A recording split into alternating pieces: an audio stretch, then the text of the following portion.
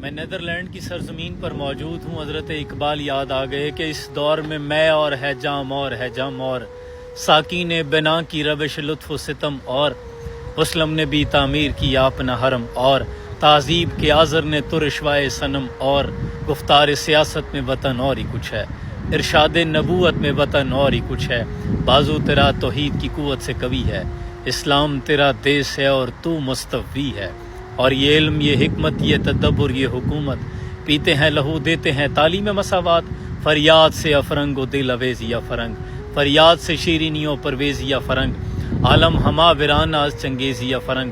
میں مار حرم باد بدامیر جہاں خیز، از خواب گراں خیز. واللہ بلند و بالا عمارتوں میں اس مسجد نے مجھے اپنی طرف کھینچ لیا، اور میں بڑی دور سے سفر کر کے آیا ہوں کہ نماز ظہر یہاں ادا کروں گا جا کے. دور سے میں نے بلند ایک چوٹی پہ کھڑے ہو کر اس کو دیکھا تھا، دل خوش ہو گیا. دیار غیر میں جو آپ کو سجدے کی لذت آتی ہے نا، وہ شاید اپنی جگہوں پہ جا کے ادھر اپنے ممالک میں نہیں آتی. کیوں؟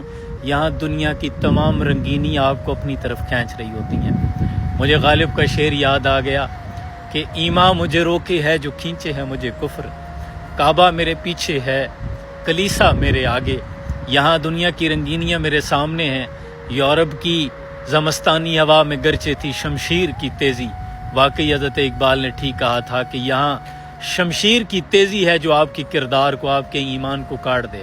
نہ چھوٹے مجھ سے لندن میں بھی آداب سحر خیزی.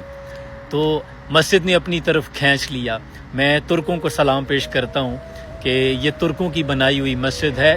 سراؤنڈنگ میں تمام بڑی بڑی اونچی عمارتیں ہیں، بڑی یعنی کہ تگ و دو ہے، زندگی کی ریل پیل ہے.